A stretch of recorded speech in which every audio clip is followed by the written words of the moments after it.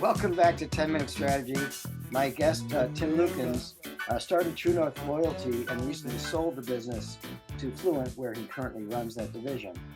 Today, we're going to discuss the moment when Tim and some of his partners a few years back decided to buy a business from Tim's employer at the time, Affinion.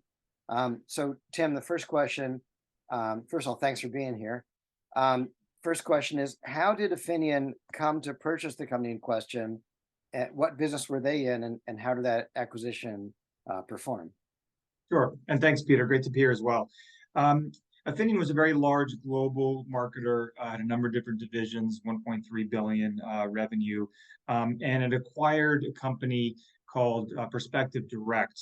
There was two parts to that business. There was a digital lead generation business, and then there was also a daily deals business. It was right at the time where Groupon was just taking off, and Affinion was very good at allocating capital to high returns through its various marketing programs. And it thought that it could sort of be the next Groupon in that it could allocate significant capital to this business, scale it really fast, and then earn the returns that they would expect to see based on the metrics that they had looked at while they were doing the diligence for the purchase. Right. And so, and then ultimately the business that was acquired did not end up performing, largely because the Groupon business sort of took a major dive, right? That's exactly right. It was pretty quickly, actually, after the acquisition where that business was faltering. Affinion was trying to scale it really quickly, and it took a lot of infrastructure to get to scale. I mean, you're talking about hundreds of employees calling on local dry cleaners or car wash places to try to get local daily coupons and deals. And, it was all about scale, scale, scale. And really quickly, within 6-9 months or so, it was pretty evident that those returns were not coming in. The money and the division was losing a lot of money. Amazing. And so they started to look at it and say, well, why should we hold on to this business? What's the Yeah, I think they really put it on the back burner. They reduced a lot of the capital they were investing, and they just hoped that the company itself on its own would just sort of turn things around. I think if anything, it was a non-core asset for sure for Affinion. And once they started seeing the decline in the revenue and the decline in the return, Affinion shifted its focus to its own core business and kind of left the business on its own for another period of time. Right. And then that's when you got together with your friends to build a plan for the acquisition. Yeah, that's right. At the time, I was running global strategy for Affinion, and our CEO came to me and really just said, "Hey, this business that we bought up in Boston isn't doing too great. Try to figure out what's going on. Let's see if we can either fix it, sell it, or shut it down, because at this point, with its current run rate, it's bleeding money, and again, not a core asset to the division." And in that process, I got to know the business very well, got to know the team. Wasn't a huge fan of the daily deal business, but really liked the core lead generation business, which actually was the original impetus for that company to begin with. It was founded 10 years prior to when we bought them.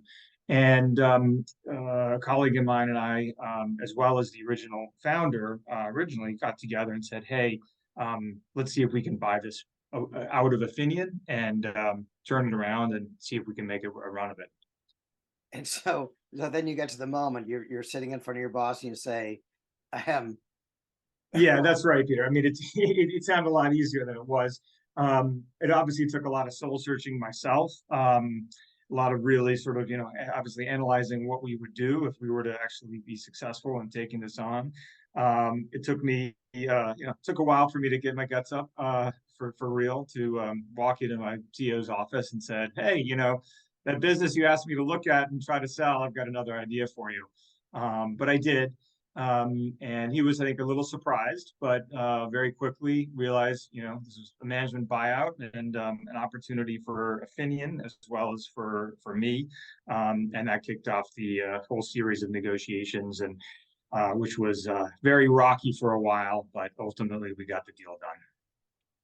Right. So you went through quite a process both analyzing the business from the inside, putting together your investment team. Maybe those may have had to shift along the way.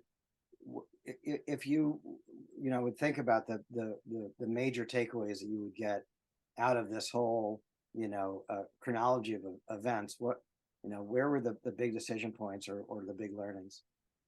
Yeah, I mean, I think they're both, personal and professional. On the personal side, I think the big, takeaway was, you got to be prepared to be walked out the door the minute you propose this, because at the end of the day, you're signaling, to your boss that you don't want to stay at the company anymore. So anything that transpired after that, regardless if you got the deal done or not, was not a safe. There was no safety net for you at that point. You had to burn the boats and exactly. I mean, it was for a real Rubicon moment. You knew, yeah, burn the boats. I love it. Exactly. So that that was the first motivation. I had to really be prepared that I didn't think I'd be fired on the spot, but I knew that I wouldn't have a long-term career at Affinion after that moment.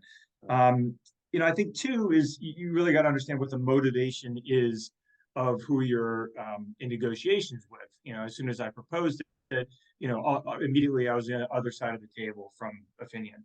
And, I think I knew their motivations. They're economically rational people, and they wanted to salvage, any of their investment that they could have, and do a deal that, ultimately save them more than it would cost them to shut the business down.